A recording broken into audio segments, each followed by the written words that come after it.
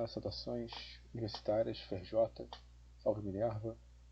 Então, dando continuidade aos nossos estudos de filosofia da administração, filosofia das organizações, vamos abordar a teoria de Aristóteles na conexão entre a economia, a ética e a política. Aristóteles, já vimos na parte anterior sobre a noção básica de economia e o patriarcalismo, é um autor fundamental para pensar esse modelo de sociedade. Então, continuando essa leitura prévia, economia em Aristóteles, a administração da casa, a administração do lar. É a base fundamental da vida, no sentido de que, para que o ser humano possa ter uma vida ética, uma vida política satisfatória, uma vida política plena, uma vida ética que permita ele conquistar a eudaimonia, que nós traduzimos como felicidade, é preciso que a vida familiar, a vida doméstica, o espaço da casa e sua administração estejam devidamente organizados. Ou seja, é a base material da vida. A economia é fundamental, ou seja, a casa é fundamental para o homem realizar plenamente a sua vida ética e política, mas não é um fim em si mesmo. Porque aquela pessoa que vive em função da casa, que tem uma vida doméstica privada, ela não realiza o potencial humano na sua magnitude. Então, ou seja, a pessoa que vive reclusa em casa, que não quer participar da decisão política, não quer participar da assembleia, da ágora, do espaço público de convivência, de deliberação, a pessoa que não vive no espaço público era chamada de idiota.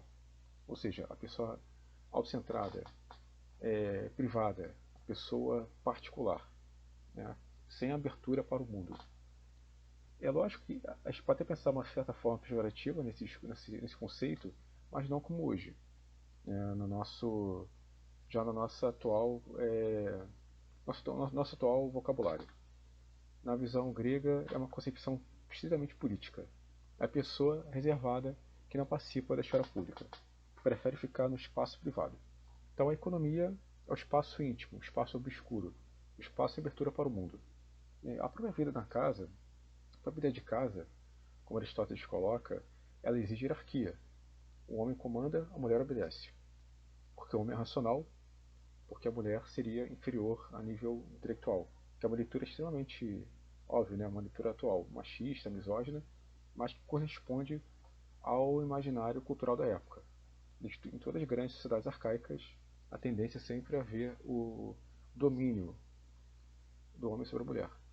E Aristóteles vai dizer que essa motivação é natural, ou seja, tem uma ordem divina, como se os deuses quisessem que os homens fossem superiores às mulheres. Natural também talvez foi até uma questão biológica, ou seja, é uma leitura preconceituosa, né, no olhar de hoje, mas a gente tem que entender por que Aristóteles propõe isso.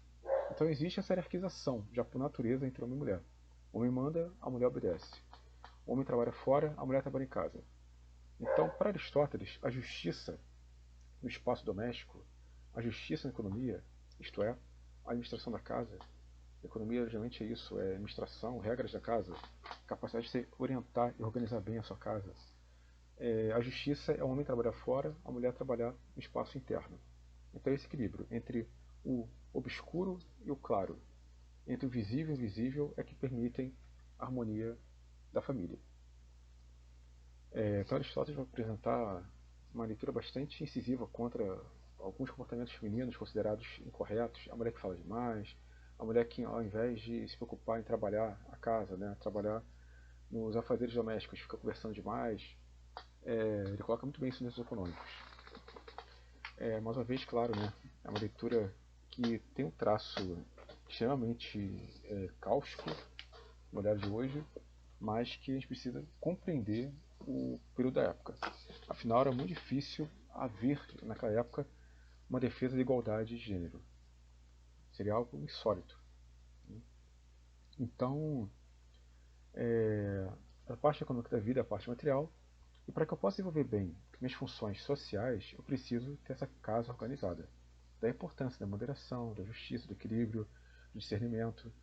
São disposições éticas que ajudam o homem no espaço privado da vida a organizar melhor o seu modus operandi e assim evitar qualquer tipo de risco material, penúria, falta de abastecimento, a parte material é fundamental.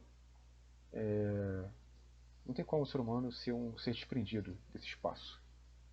A visão aristotélica, que é bastante grega, ela vê o homem de uma maneira bastante multidimensional.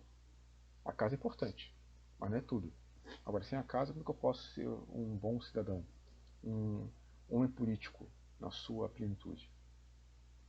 E aí temos o intermédio, que é a ética. E já aqui de imediato, a gente dizer o seguinte, que ética, na visão aristotélica especial, não é algo vinculado à norma, a um padrão universal de conduta.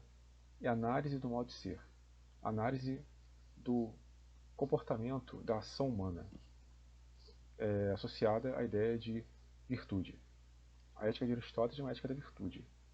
Virtude é a força de ânimo que permite um homem fazer aquilo que é justo, de maneira equilibrada, de maneira racional.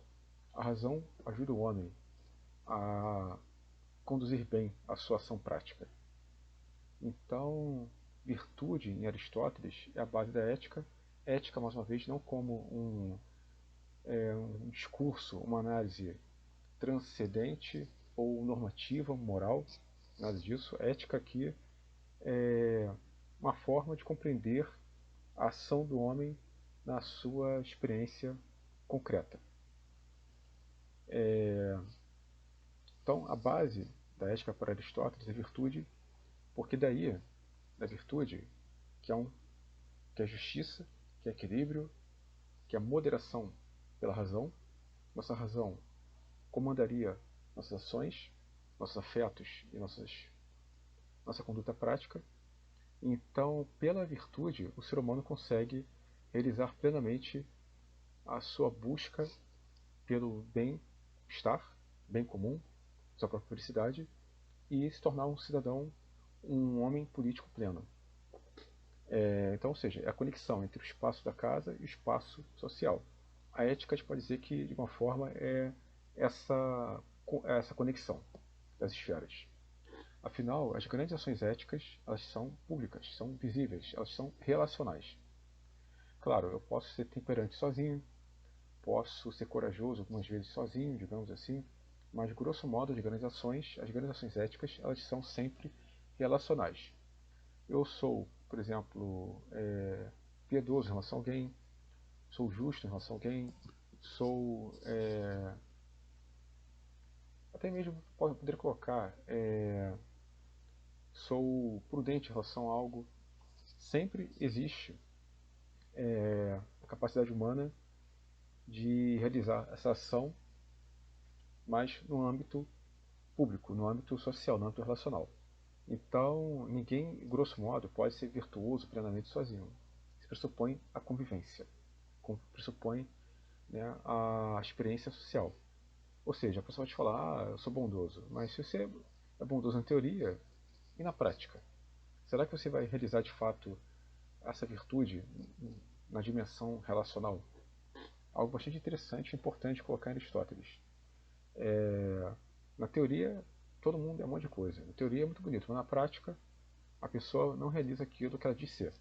Isso aí já é algo que está latente em Aristóteles. A gente precisa compreender a vida humana sempre nessa experiência do contato. Então, é uma experiência prática. A base dela é extremamente concreta. A base da ética aristotélica. Então, a virtude, que é o ponto capital aqui, a virtude, ela, para Aristóteles, é o ponto de equilíbrio justo, a justa medida entre dois extremos. Então, vamos analisar, por exemplo, a virtude da coragem. A coragem é uma virtude. Por quê? Porque ela é guiada pela razão. A ação corajosa, por natureza, é racional. Então, a razão, ela modera a minha ação. Ela me faz refletir, me faz pensar, me faz agir da maneira correta, no tempo certo, no momento certo. Então, a coragem, não importa a função, a coragem, ela é o equilíbrio. Temos dois extremos. Um poderia ser, digamos assim, covardia. Ou seja, o covarde, ele pode agir, mas não age. Ele tem condições de agir, mas não age. Porque ele tem medo. Medo da morte, medo do desconhecido, a incerteza. A incerteza obscurece, digamos assim, o seu juízo. Então a pessoa perde a capacidade adequada de ação. E isso é um certo rebaixamento moral interior do sujeito. Vamos imaginar aqui então, por exemplo, um soldado. O soldado tem que ser corajoso. A coragem é uma das principais virtudes do soldado. Se ele é covarde, ele está violando o código de conduta, está violando o próprio princípio profissional dele, a própria forma de vida dele. Por outro lado, temos a temeridade.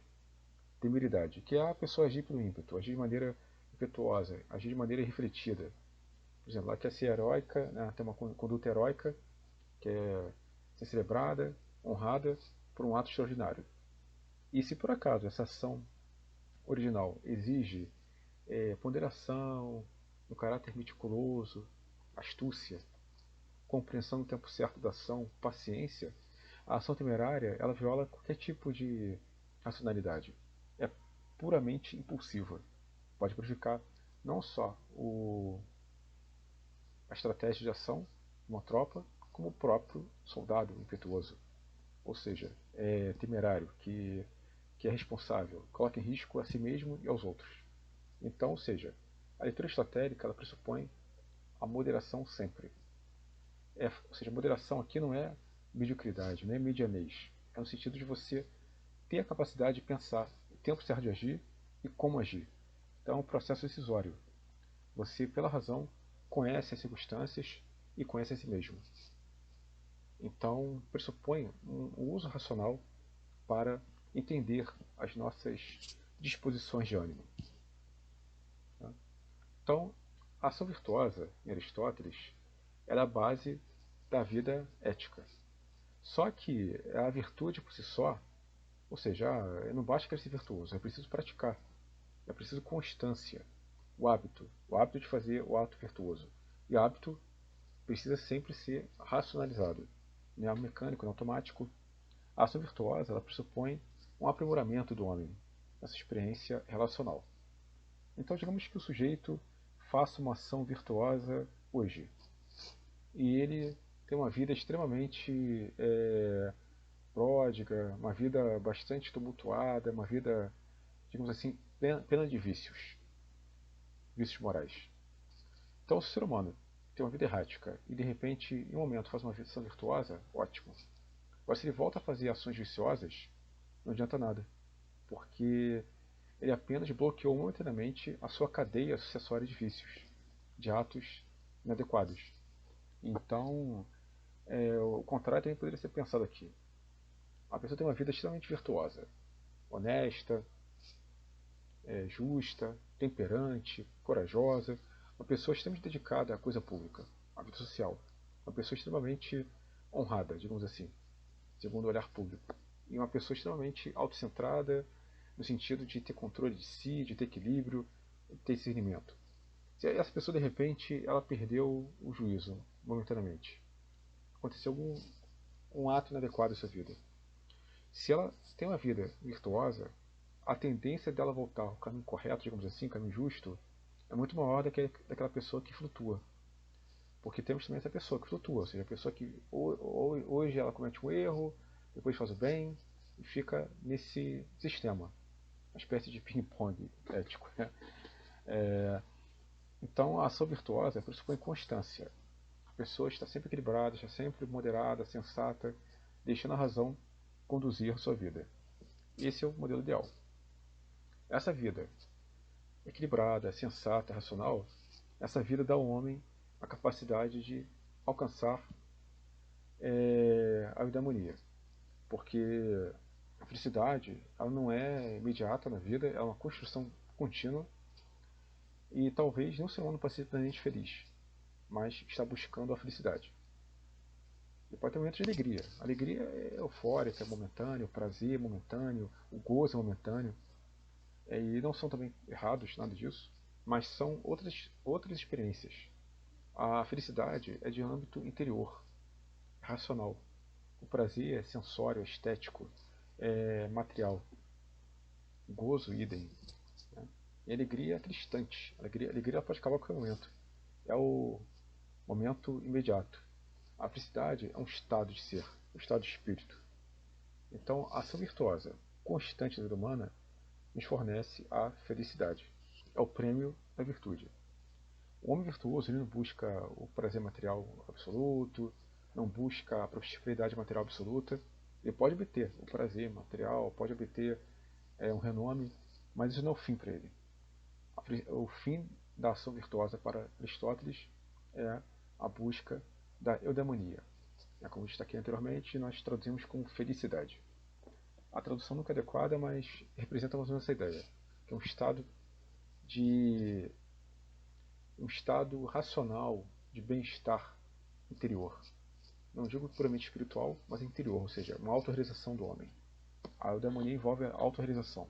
O ser humano que conquistou um certo grau de concretude de caráter e conseguiu vencer as adversidades e se colocar além das contingências. É alguém que consegue desenvolver uma sabedoria prática de vida pela razão. Então a constância é a base de uma vida feliz. Porque não adianta nada você fazer o bem hoje, fazer o mal depois e ficar nesse processo ambivalente, errático. Como também não adianta nada fazer várias ações inadequadas, uma ação boa, acredito que a ação boa vai aniquilar, vai apagar as anteriores, ruins. Se você volta a fazer ações ruins. Então é preciso manter um processo de depuração dos vícios, um controle racional dos vícios. A razão deve controlar as paixões, não castrá-las, mas controlar, porque nós somos paixão também, somos seres sensíveis. Então precisamos controlar as nossas inclinações, para que a nossa vida seja mais próspera e feliz. Então a ética em Aristóteles, ela tem essa base concreta, até porque eu não posso ser virtuoso morando na selva, ser virtuoso morando no alto da montanha, no sentido de que eu preciso ter relação com alguém, preciso ter contato com alguém, preciso me relacionar com outrem para que de fato eu possa reconhecer se meu caráter expressa as disposições racionais para a virtude. Um ponto capital isso daqui. Então a ética de Aristóteles, ela é de uma forma prática, porque ela é a base da política também. Não no sentido de pensar política como uma ação proba, honesta ou normativa. É política porque toda ação ética do homem, por natureza, é uma ação política. Ou seja, no espaço público de convivência, no espaço da cidade, no espaço da polis, no espaço da comunidade. A ação política aqui, política, não é apenas uma tendência, uma disposição deliberativa, parlamentar, executiva, nada disso. A ação política é toda ação realizada no espaço público de convivência, visando algum tipo de intervenção nesse espaço. Então, assim, com uma certa licença, eu vou até dizer que um abraço em público, numa sociedade que nunca teve um abraço em público, é um ato político. Um beijo em público, numa sociedade que nunca teve um beijo em público, é um ato político. Mesmo que não transforme a esfera pública, mas é uma ação de impacto. Agora, claro, o mais importante são as ações que visam transformar para melhor a coisa pública, a comunidade, a cidade, a polis, em prol do bem comum. O bem comum envolve felicidade, o bem comum envolve prosperidade, o bem comum envolve solidariedade, digamos assim, envolve empatia, envolve a compreensão de que fazemos parte de uma grande sociedade orgânica. Então, ou seja, indivíduo, família, tribo, cidade, digamos assim. A família é importante, claro, mas ela não é superior à cidade. A cidade transcende os grupamentos menores. É do menor para o maior. A cidade seria a grande essência, a grande força agregadora dessas particularidades. Então, as vidas humanas giram em torno da cidade, segundo Aristóteles. O ser humano só se realiza plenamente na vida social, na vida na cidade, na vida pública, na vida política. Então, mais uma vez, política, toda ação realizada na esfera pública visando a transformação das condições da estrutura de vida. Então, a política pressupõe que nós, pessoas, indivíduos, nós não somos autossuficientes. o ser humano não pode se realizar plenamente sem a ajuda de outrem, sem o suporte de outrem. Então, a vida humana, sua plenitude, sempre é uma vida política direcionada para o contato, para a comunhão com os outros. Ou seja, se eu por acaso acreditar que eu posso ser feliz sozinho, ou eu sou um animal ou um deus, segundo Aristóteles. Um animal porque ele não teria racionalidade, segundo a visão da época. Não possuiria consciência. Age pelo instinto. O animal, nessa leitura aristotélica, que também pode ser completamente questionada, né? Mas ele pressupõe que os animais não têm capacidade de fazer política, não têm capacidade de fazer um trabalho coletivo. Logo, vivem conforme a natureza, e não para transformar a natureza, transformar a ordem das coisas. E Deus, os deuses no caso, porque os deuses gregos, digamos assim, eles seriam imortais e autossuficientes. Eles são poderosos, possuem poderes, podem realizar aquilo que eles querem. Então não dependem, né, do arbítrio humano, de relações sociais. O homem não, é limitado. Ou seja, um professor precisa de vocês, estudantes. Um médico precisa do cliente, e vice-versa. Toda a relação humana, então, sempre vai ser estabelecida em interesses, em necessidades e trocas interpessoais.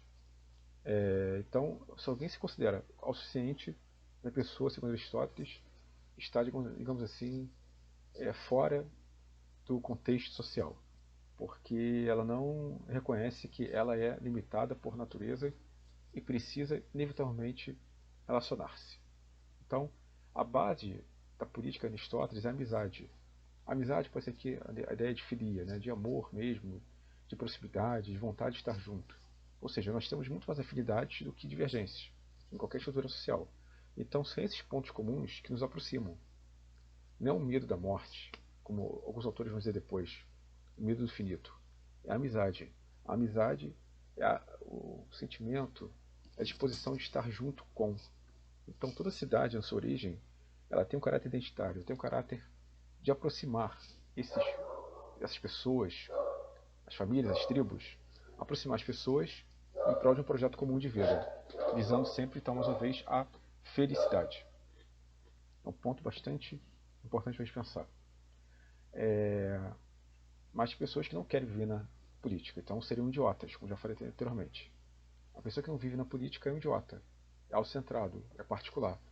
Prefere viver na vida privada ou sem qualquer tipo de contato do que na vida pública, na vida aberta, na vida transparente, digamos assim. A vida se manifesta visualmente. Então, a política pressupõe ainda o quê? Comunicação. Não existe comunicação, não existe política sem comunicação. A política é dependente de um código linguístico, comunicacional comum. Comunicar, ou seja, a base da ideia de comunicação é tornar comum uma ação, partilhar experiências. Então a linguagem ela é a base da política. Um código, uma língua, um dialeto que seja partilhado por aquele grupo, por aquela comunidade. Vou até fazer aqui uma analogia com a Torre de Babel. A Torre de Babel, na narrativa mítica judaico-cristã, pressupõe pessoas trabalhando para uma grande obra e todas elas trabalham em concordância. Quando Deus confunde aquelas pessoas que queriam construir a grande Torre de Babel, eles não falam mais nenhuma língua comum. Cada um fala uma língua diferente, confusa, e aí não tem mais trabalho. Ou seja, como é que eu posso estabelecer uma relação de trabalho comum, de experiência comum, se não há uma linguagem comum? Então, nesse ponto, para Aristóteles, a linguagem é capital para a política. A linguagem comum, que seja partilhada por todos. É a forma de se partilhar, comungar vivências. Haver a transferência de ideias e projetos. Um plano mais operacional, pode colocar assim. E também, outro ponto importante da política que visa estabelecer o bem comum é mecanismos que simplifiquem e favoreçam as trocas. No caso, Aristóteles vai fazer uma grande teoria sobre o dinheiro. O dinheiro ser o grande facilitador universal, o grande nomos, digamos assim, o grande regulador universal. É o dinheiro que vai permitir que tal produto tem equivalência com outro produto e que tal quantia seja equivalente a tal quantidade daquele produto. Ou seja, é a convenção. A moeda, o dinheiro é a convenção.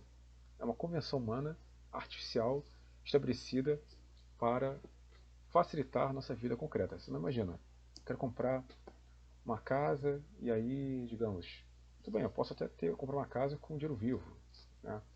Hoje é meio complicado isso, né? Mas antigamente poderia comprar uma casa com dinheiro vivo, moedas, ou quem sabe hoje, né? Já na modernidade. Agora com outras técnicas realmente é muito suspeito. Mas esse não era o ponto da Grécia Antiga. Na Grécia Antiga, digamos que eu quisesse comprar 10 bois em troca eu desse 100 quilos de trigo. Muito complicado. É muito mais razoável que tal quantidade de moedas de ouro, quem sabe, ou bronze, ou prata, não sei. É conveniente que para tal quantidade de coisas que eu quero, um valor abstrato tenha equivalência. Então, posso comprar 10 cabeças de gado com 5 moedas de ouro, por exemplo. Ou seja, qual é a equivalência? Por que 10 cabeças de gado valem 5 moedas de ouro? Convenção humana. Foi estabelecido pelo grupo. Ou seja, para cada coisa há um preço. Então, a gente pode dizer que Aristóteles também será o patriarca da ideia de precificação. As coisas existem e no plano das mercadorias, das trocas sociais, elas podem ser mensuráveis. Um homem é o único ser que avalia. Até essa questão é filosófica. Dar preço a algo, dar preço a alguma coisa, é uma ação filosófica. Porque você está avaliando a coisa. E estabelecer uma relação de valores. Para cada coisa, um preço.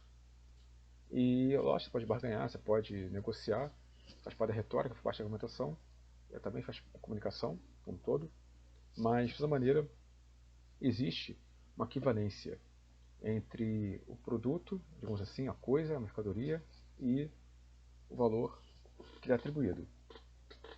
Então, vamos ver aqui, com bastante, né, de maneira bastante ampla. Para Aristóteles, a vida humana ela é um trinômio, digamos assim, tripé: econômico, ético, político. Econômico é a base material, o ético é a nossa forma de vida, a nossa forma de ação, nossa conduta prática, guiada pela virtude, guiada pela racionalidade, que nos modera, que nos conduz a uma vida sóbria, uma vida bem organizada, bem ordenada, uma vida cósmica, digamos assim, cósmico quer dizer ordem, uma vida ordenada, não como cordeirinhos, mas como pessoas autônomas que pensem por conta própria, que coordenem suas ações de vida, tomem decisões de maneira autônoma, pensada, deliberada, e a política, que é o grande espaço da deliberação. A política é o grande espaço da assembleia, da esfera pública, o espaço onde nós humanos vamos nos relacionar buscando a intervenção na nossa cidade. Então Aristóteles é uma leitura, grosso modo, otimista em relação ao homem, né? Claro, ele vai analisar a questão da desonestidade e muitas outras práticas viciosas, mas o que importa para a gente é o seguinte, que o ser humano, por natureza, ele tende à ação política. Como Aristóteles vai dizer, um homem é um animal político. O homem já nasce com a disposição para a política.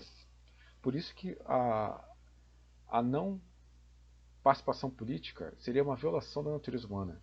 Quem não quer participar da política é um idiota, porque se considera talvez acima dos demais. Quando nós já temos a disposição natural para a vida política, segundo Aristóteles, o ser humano não pode se realizar plenamente sozinho. Pode morar sozinho, mas certamente vai ter vida muito mais difícil que uma vida em coletividade. Então, mais uma vez, essa é a importância da amizade na política de Aristóteles. É a ideia de que nós sempre temos pontos comuns, pontos convergentes. Então, temos muito mais proximidade do que distância. E isso que é fundamental para que a gente consiga desenvolver plenamente a nossa vida e a busca pela felicidade. Então, a política de Aristóteles é também uma forma de favorecer ao homem a conquista da felicidade. A felicidade aqui não é uma experiência transcendente, é concreta. É o bem material, é a prosperidade, mas sobretudo, muito mais do que a parte material, é a autorrealização humana, tão buscada desde a antiguidade até os tempos atuais. Afinal, o que é que não quer se autorrealizar, conquistar a felicidade interior, o bem-estar, que transcende a questão puramente fisiológica, psicológica, mas é algo espiritual, digamos assim, algo interior ao homem, algo que não pode ser metrificado e quantificado. A felicidade é qualificável. A felicidade ela não pode ser mensurada plenamente.